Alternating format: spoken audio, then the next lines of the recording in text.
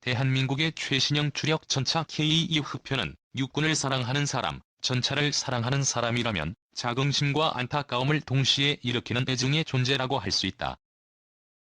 세계 최고 수준의 성능뿐만 아니라 기술 이전 수출도 성공한 우수성을 자랑하지만 전차의 심장이라고 할 수 있는 파워팩 문제로 10년 넘게 고생 중인 대한민국 방위산업의 가장 아픈 손가락이기 때문이다.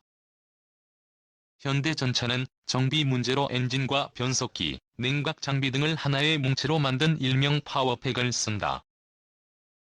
원래 K2 흑표 전차는 일명 유로 파워팩으로 불리는 MTU MT883, K501 엔진과 랭크 HSWL 295 변속기가 장착되었다. 하지만 개발 도중에 피어난간 파워팩 국산화를 결정하고 두산 인프라코어가 엔진을, S&T 중공업이 변속기를 맡아 국산 개발을 시작했다. 하지만 아직도 문제가 완전히 해결되지 못했다. 흑표 파워팩의 개발 지연, 성능 부족, 개발 실패 및 각종 문제점은 수십 가지를 나열할 수 있다. 대한민국에서 진행된 국방 R&D 프로그램 중 가장 많은 실패가 알려진 제품이라고 해도 과언이 아니다.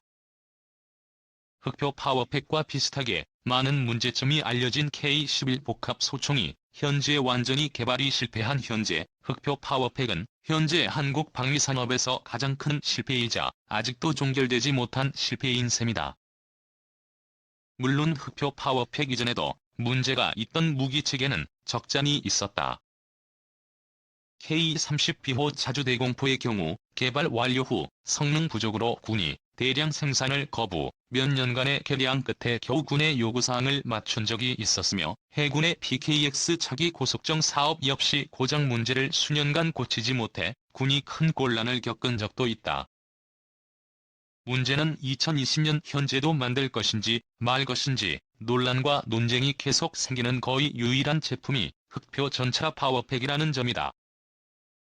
흑표 파워팩에 대한 비난 중 가장 큰 부분이 바로 일정과 성능을 지키지 못한 업체에 대해서 방위사업청이 지나치게 관대하다는 지적이다.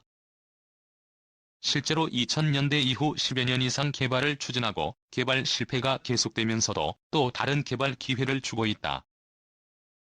흑표 파워팩의 봐주기 논란이 생기는 이유에 대해 짧게 살펴보자.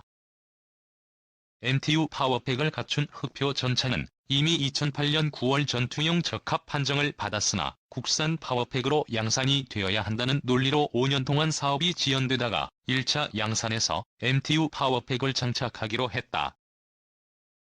2차 양산에서도 국산 파워팩에 대한 테스트는 계속 진행되어 결국 파워팩의 핵심 부품 중 하나인 엔진은 요구사항을 겨우 맞추는 데 성공했으나 변속기는 계속된 고장과 시험평가 실패로 결국 국산 엔진과 외국산 변속기가 결합한 파워팩이 채택되어 2차 양산이 이루어졌다. 이 과정에서 업체들은 국산 파워팩에 대한 역차별론, 규정의 모호성, 불필요한 요구사항들이 있었음을 지적하면서 방위사업청과 대립했고 이 때문에 방위사업청은 지난 7월 16일 국방규격을 자세히 만들면서 변속기의 목표 성능에 관한 규정을 좀 더 자세히 만들었다. 즉, 업체가 말하는 대로 제도전에 기회를 주는 대신 판정에 불복하지 못하도록 규칙을 더 엄밀히 만들었다는 태도인데 이 때문에 흑표 파워팩 사업에 비판적인 여론은 지나친 봐주기로 업체 입장을 옹호하는 여론에서는 해외 업체에 대한 역차별로 해석하고 있다. 개인적인 의견이지만 방위사업청의 결정에 다소간 불만은 있어도 방위사업청의 결정의 상당 부분 이해가 가는 부분이 있다. 전차 파워팩이라는 것이 워낙 고도의 기술이 들어가고 개발에 성공할 경우 전차의 수출은 물론 향후 파생형 개발로 자주포, 장갑차 등 거의 모든 지상 차량의 완전한 국산화를 이룰 수 있어 그 의미가 매우 크기 때문이다. 지상 무기에서 파워팩은 가장 중요한 부품 중 하나이자 특정 해외 업체가 사실상 시장을 장악하는 독과점 품목이기도 하다. 얼마 전 외신의 보도에 따르면 한국이 K9 자주포를 수출하는데 독일 정부의 반대로 곤란을 겪고 있다는 보도가 나왔다. K9 파워팩 역시 K2 전차의 1차 생산분에 들어간 독일제 MTU사의 제품이다. 이 때문에 흑표 국산 파워팩에 주어진 마지막 기회는 흑표 전차의 미래 수출 전망은 물론 국산 지상 무기의 미래 수출에도 큰 영향을 주는 중대한 사건이 될 것이다. 그렇다고 해서 이번 국산 파워팩 테스트의 성공을 위해 결함을 눈감고 통과해달라는 말이 절대 아니다. 오히려 이번에야말로 철저하고 공정하고 엄격한 테스트를 통해서 개발 성공 여부를 판단해야 한다. 국산 파워팩의 개발 성공이 무기 수출에 분명히 도움이 되지만 전 세계의 군과 관련 기관들은 이미 우리가 국산 파워팩 개발을 위해 많은 실패와 개발 지연 사실을 이미 알고 있다. 이번 테스트가 엄격하게 진행되지 않는다면 흑표 파워팩이 완성되어도 수출에 도움이 되지 않을 가능성이 크다. 실제로 프랑스의 르클레르 전차가 UAE에 수출될 때 UAE는 신뢰성 문제로 굳이 돈을 더 들여서 독일제 MTU 파워팩으로 교체한 사례가 있을 정도다. 하지만 이미 과거의 일을 되돌릴 수는 없는 법, 흑표 파워팩의 마지막 도전 이후 우리 지상 장비와 파워팩은 어떤 길을 걸어야 할까? 가장 중요한 것은 민수 기술의 활용을 극대화하는 것이다. 미래 지상 장비의 동력기관으로 주목받는 것은 배터리와 수소연료 전지를 활용한 전기 구동 혹은 하이브리드 구동인데, 과거에 추진된 일명 녹색 국방으로 하이브리드 기동 차량 등을 개발하고자 했으나 당시에는 기술 부족으로 큰 결실을 보지 못했다.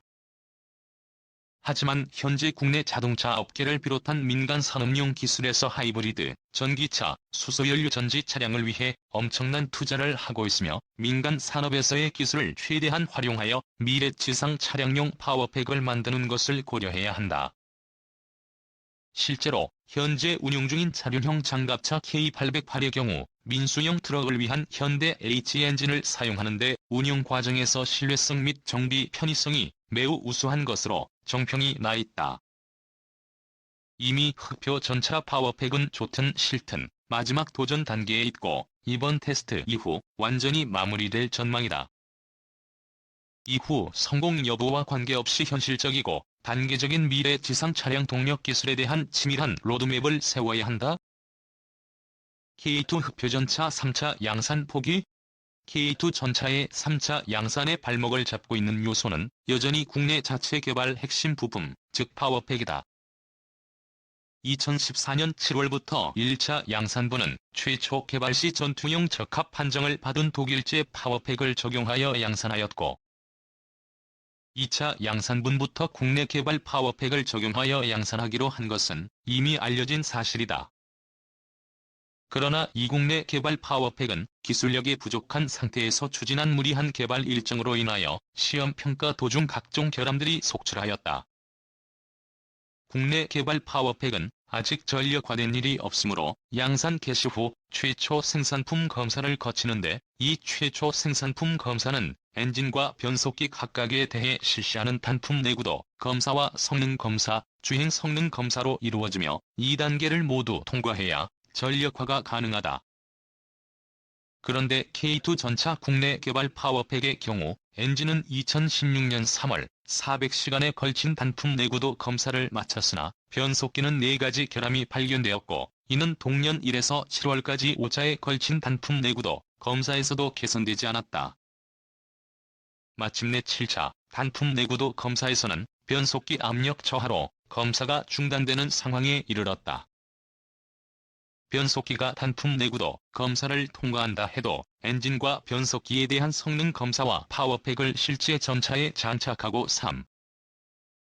2km를 주행하는 주행성능 검사가 있으며, 이 과정에서 엔진과 변속기의 부조화 등으로 또 제대로 가동되지 않는 일이 발생한다. 결국 방위사업청은 나중에 국내 및 해외 업체 물건을 결합한 절충안으로 2차 양산분 100여 대를 2021년까지 전력화하는 일정으로 수정했으며, 2022에서 2023년에 완료할 예정인 3차 양산분 전력화 역시 동일한 방안으로 수행하기를 원하고 있다. 물론 4차 양산은 어떻게 할지는 아직 결정된 내용은 없다.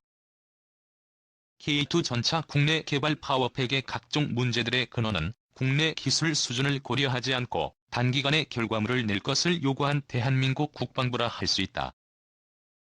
탐색 개발 단계부터 파워팩은 국산화가 어렵다고 한 국방과학연구소의 의견이 있었음에도 국내 개발을 지시하고 부족한 기술 수준에 대한 고려 같은 것은 없이 자체 기술을 내세운 특히 S&T중공업을 개발업체로 선정하고 5년 안에 양산에 들어가도록 지시한 주체 역시 국방부다.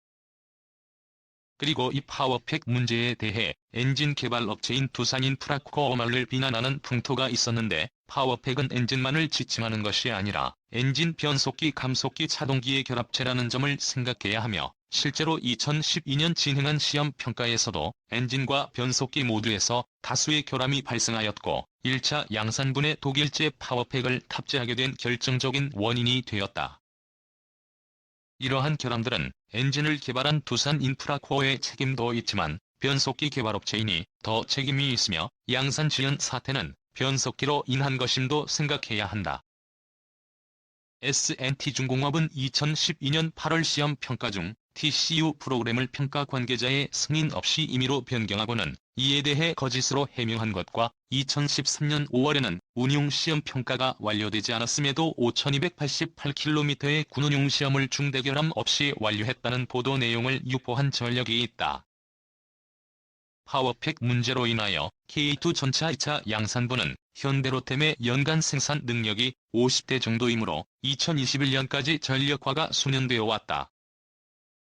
2014년 11월 19일 제84회 방위사업추진위원회에서 2차 양산분부터 국내 개발 파워팩을 적용하여 양산하는 방안이 의결되어 2016년부터 100여 대를 양산에 들어가 2017년부터 전력화할 예정이었는데 2016년 최초 생산품 검사에서 변속기에 결함이 발견된 이후 다시 결함이 발생하여 양산을 진행하지 못했던 것이다.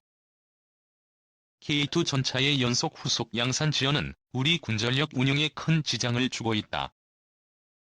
북한의 전차 전력은 가장 성능이 뛰어나다는 선군호, 폭풍호조차 2.5세대로 분류될 정도로 성능 면에서는 우리 군에 비해 열세지만 절대적인 대수가 우리 군보다 많으므로 무시할 전력이 아니다. 뿐만 아니라 북한군 보병은 오래전부터 RPG-7 휴대용 로켓을 분대 단위까지 장비하고 있으며 반응 장갑에 대응할 수 있는 텐덤 단두도 보유한 것으로 알려져 있고 불새 3등대 전차 미사일을 보강하고 있어서 이 역시 우리 군기갑 전력의 큰 위험 요소가 되고 있다. 실제로 적 대비 적정 전력을 유지하려면 K2 전차 100대 정도를 추가로 확보해야 한다는 육군의 모의 분석 결과가 나와 있다. K2 전차의 후속 양산이 지연되면 그 공백은 K1 계열뿐 아니라 M48 계열 등 노후 전차들로 계속 메워야 한다. M48 전차는 1950년대에 설계된 전차로 750마력 엔진과 주조 장갑, 시대에 뒤처진 야시장비 등으로 인해 현대전에 적합하지 않은 장비며 4,700여 가지의 수리 부품 중 900여 가지가 단종되어 부품 수급 문제도 심각한 상황이다. 105mm 주포를 장비한 M48A5K 전차는 화력 면에서라도 적 전차를 상대할 수 있지만 90mm 주포를 장비한 M48A3K 전차는 화력 면에서 열세일 뿐 아니라 탄약 호환 문제 및 교체용 포신 단종 등으로 운용 자체가 어렵다. K2 전차의 추가 전력화가 계속 지연될 경우 전차 전력 비중이 덜한 일반 보병사단이나 동원사단용으로 당분간 M48 계열 전차를 계속 운영하는 것이 불가피하며 부품 동류 전용에도 한계가 닥칠 것이므로 심각한 가동률 저하로 인한 전력 공백이 계속 우려되는 상황이다.